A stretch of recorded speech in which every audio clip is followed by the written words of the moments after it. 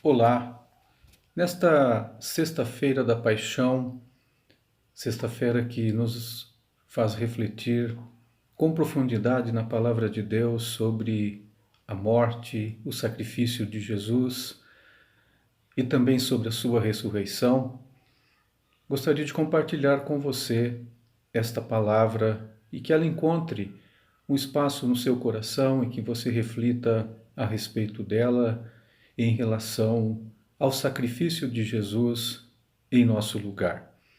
Portanto, eu gostaria de ler dois versículos. João 13, de 1 a 3. Um pouco antes da festa da Páscoa, sabendo Jesus que havia chegado o tempo em que deixaria este mundo e iria para o Pai, tendo amado os seus que estavam no mundo, amou-os até o fim. E também no Evangelho de Mateus, no capítulo 27, versículo 46, que diz: Por volta da hora nona, clamou Jesus em alta voz, dizendo: Eli, Eli, lama sabachthani, o que quer dizer: Deus meu, por que me desamparaste? E eu gostaria de refletir sobre você estava lá. Crer que Jesus morreu por nós é não apenas uma compreensão radicalmente nova a respeito de Deus, mas também uma compreensão radicalmente nova a respeito de nós mesmos. Se olharmos os evangelhos, veremos claramente o que o próprio Jesus ensinou e ensina a respeito da sua cruz. A cruz é o cumprimento da vontade do Pai. A cruz é a identificação de Cristo com os pecadores. A cruz é o julgamento de Deus sobre o mundo. A cruz é o meio de redenção do homem morto em seus delitos e pecados. A cruz é o caminho de entrada para uma nova vida. É inevitável, no entanto, que perguntemos como a cruz de Cristo realiza todas estas coisas. Não há uma resposta final, pois a cruz é um mistério divino grande demais para caber em uma única resposta teológica humana. No entanto, precisamos usar a nossa mente e tentar compreender como Cristo é o nosso Redentor e é o autor da vida nova por nós. Para isso, e em primeiro lugar, precisamos entender que a cruz dá-nos a convicção de que somos pecadores. A cruz, de 20 séculos atrás, expressa uma espécie de pessoa que realmente cada um de nós é. Nós estávamos lá quando Judas o vendeu. Nós estávamos lá nos discípulos que o abandonaram e fugiram quando perceberam que a lealdade e a fidelidade a Cristo significaria a antipatia do povo, significaria ser preso e até mesmo ser morto. Nós estávamos lá em Pedro, que o negou. Enquanto estavam a salvo e em segurança, foi fácil confessar: Tu és o Cristo, o Filho do Deus vivo. Mas entre os inimigos e nos momentos mais adversos, o melhor a fazer seria realmente negá-lo, abandoná-lo, ou quem sabe dar um tempo para Jesus. Nós estávamos lá em Pilatos, que para conservar também toda a sua popularidade e não perder o seu posto, prefere realmente e literalmente lavar as mãos e entregar um inocente ao sacrifício. Sim, meus irmãos e minhas irmãs, a cruz põe em descoberto as nossas fraquezas, as nossas reais intenções, a nossa maldade. E ela é a descoberta daquilo que nós somos realmente. E isso se constitui em algo indispensável. Precisamos reconhecer isto para que sejamos transformados também pela ação do Espírito Santo. É somente à sombra da cruz que compreendemos a verdadeira posição do ser humano diante de Deus. Vemos que o ser humano que tem orgulho do seu saber, que tem orgulho do seu conhecimento, tem orgulho da sua justiça, da sua própria piedade, é, na verdade, um bando de pessoas rebeldes e que estão em inimizade contra Deus. Quando nós compreendemos isso, reconhecemos que nada merecemos, de que nada merecíamos a não ser a morte, e que o justo juízo de Deus está pronunciado também sobre todos nós. E talvez passe pela sua cabeça agora, mas espera aí, eu não sou tão mal assim, eu não sou tão ruim assim, mas eu lamento te informar, assim, de imediato, na lata e de reto, e num papo reto, que sim, você e eu, nós somos pecadores. E Romanos capítulo 3, do versículo 10 ao versículo 20, o apóstolo Paulo nos descreve com uma riqueza de detalhes. Ele diz assim: não há um justo nenhum sequer, não há quem entenda, não há quem busque a Deus. Todos se extraviaram e a uma se fizeram inúteis, não há quem faça o bem e não há nenhum sequer. A garganta deles é sepulcro aberto, com a língua urdem engano, veneno de víbora entre nos seus lábios. A boca eles a têm cheia de maldição e de amargura. São os seus pés velozes para derramar sangue. Nos seus caminhos há destruição e miséria. Desconhecem o caminho da paz. Não há temor de Deus diante dos seus olhos. Ora, sabemos que tudo o que a lei diz aos que vivem na lei, o diz para que se cale toda a boca e todo mundo seja culpável perante Deus. Visto que ninguém será justificado diante dele por obras da lei, em razão de que pela lei vem o pleno conhecimento do pecado. Mas agora, sem lei, se manifestou a justiça de Deus testemunhada pela lei e pelos profetas, justiça de Deus mediante a fé em Jesus Cristo, para todos e sobre todos os que creem, porque não há distinção, pois todos pecaram e carecem da glória de Deus, sendo justificados gratuitamente por sua graça, mediante a redenção que há em Cristo Jesus, a quem Deus propôs, no seu sangue, como propiciação mediante a fé, para manifestar a sua justiça, por ter Deus, na sua tolerância, deixado impunes os pecados anteriormente cometidos, tendo em vista a manifestação da sua justiça no tempo presente, para ele mesmo ser justo e o justificador daquele que tem fé em Jesus. Por isso, a cruz nos dá a convicção realmente de que somos pecadores. E, portanto, é somente pela cruz que nós temos esta certeza. O hino antigo já, e que também cantamos, diz que foi na cruz, onde um dia eu vi o meu pecado castigado em Jesus.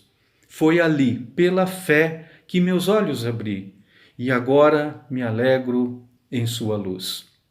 Em segundo lugar, a cruz também nos capacita a viver como pecadores perdoados. É justo que uma pessoa sofra pelo que o outro tem feito?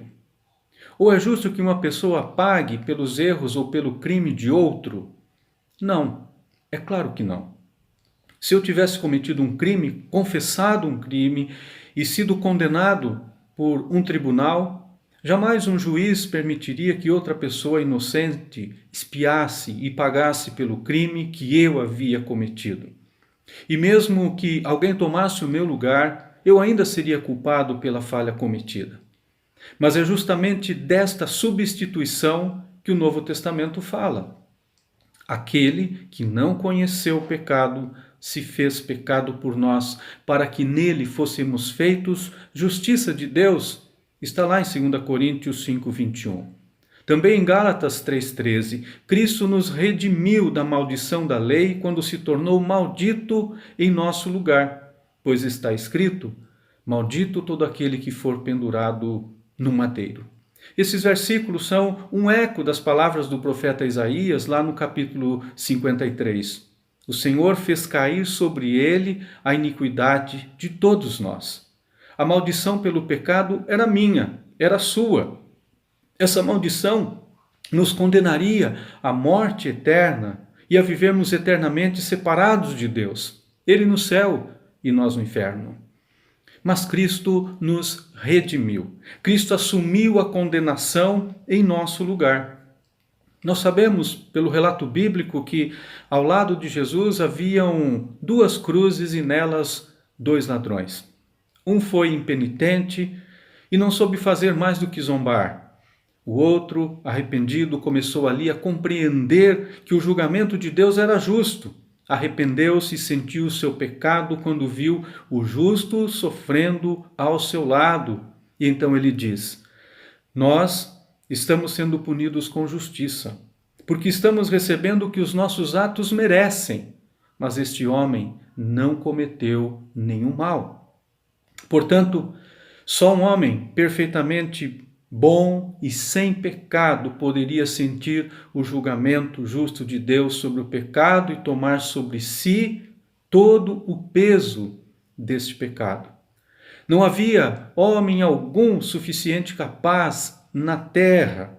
Por isso Deus enviou e entregou o seu Filho para tomar a nossa humanidade e fazer o que exatamente ele fez: morrer em nosso lugar. Só ele era sem pecado. Portanto, só ele poderia tomar sobre si o peso total do nosso pecado, sofrer por ele e aceitar tamanho sofrimento como sendo o justo juízo de Deus sobre o pecado. Romanos capítulo 5, versículo 8, o apóstolo Paulo escreve: mas Deus prova o seu amor para conosco em que Cristo morreu por nós, sendo nós ainda pecadores.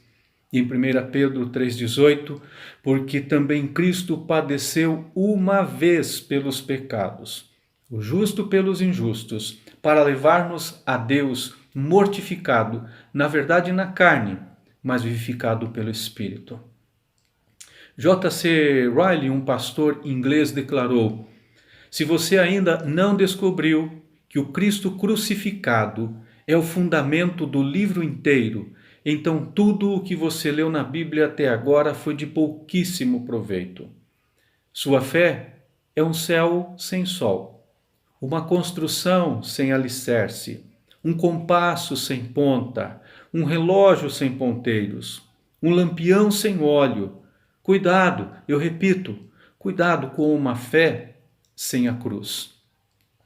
Lá em 1 Timóteo, capítulo 1, versículo 15, nós também lemos que esta é uma palavra fiel e digna de toda aceitação, que Cristo veio ao mundo para salvar os pecadores, dos quais eu sou o principal. Por isso, o que Deus fez em e por meio de Cristo por nós foi exatamente assumir o nosso lugar, levar o nosso pecado, suportar a maldição e morrer a nossa morte, a fim de que pudéssemos ser, enfim, definitivamente perdoados, ganhássemos a salvação e a vida eterna. Com isso, realmente estamos definitivamente perdoados. E mais, o Senhor Deus nos assegura em Cristo que somos declarados justos, fomos justificados e que ninguém nos arrebatará das suas mãos. Não reconhecer isto é constituir-se inimigo da cruz de Cristo. Se nós podemos herdar a bênção da salvação, a vida eterna, é só porque Cristo carregou sobre si, na cruz, a nossa maldição. Portanto, a cruz dá-nos a convicção de que somos pecadores. Em segundo lugar, a cruz nos capacita a viver como pecadores perdoados. E em terceiro lugar, a cruz de Cristo muda a nossa relação com as pessoas. Até agora, eu tenho enfatizado como a morte de Jesus afetou a nossa relação com Deus. Mas isso não seria completo se eu não pontuasse como ela também afeta a nossa relação com as outras pessoas. E essa talvez seja a última coisa a ser dita a respeito do significado desta obra expiatória. É de importância tal que se constitui um verdadeiro teste para que tudo o que disse até agora não passe de uma mera conversa piedosa, não passe de uma exposição de argumentos teológicos e bíblicos ou de um mero discurso cristão repetitivo anual. Se a cruz realmente nos capacita a viver as boas novas e que os nossos pecados foram perdoados, então nós podemos sim ser reconciliados com Deus, mas também com o nosso próximo.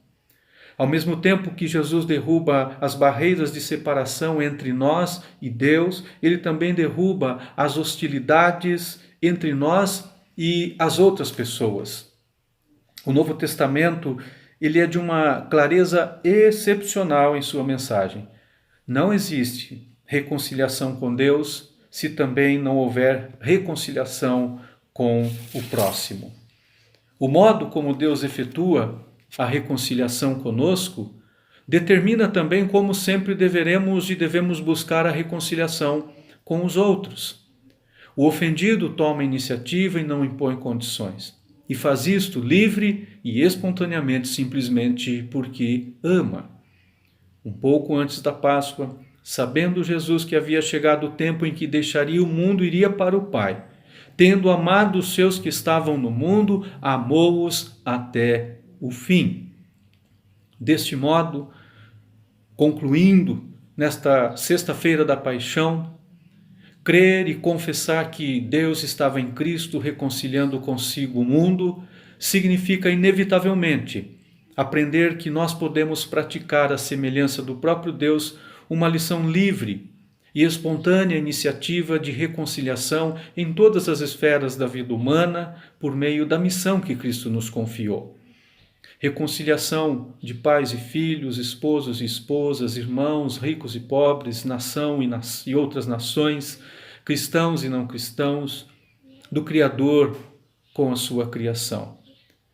Em um mundo imensamente e intensamente secularizado, dividido, em que cada um busca os seus próprios interesses e temos nos cansado de ver isto, é na cruz de Cristo que nós aprendemos que o coração mesmo do Evangelho não tem a ver apenas com a esfera religiosa da vida, ou somente com a nossa relação com Deus, mas ela inclui sim a nossa vida em sua totalidade.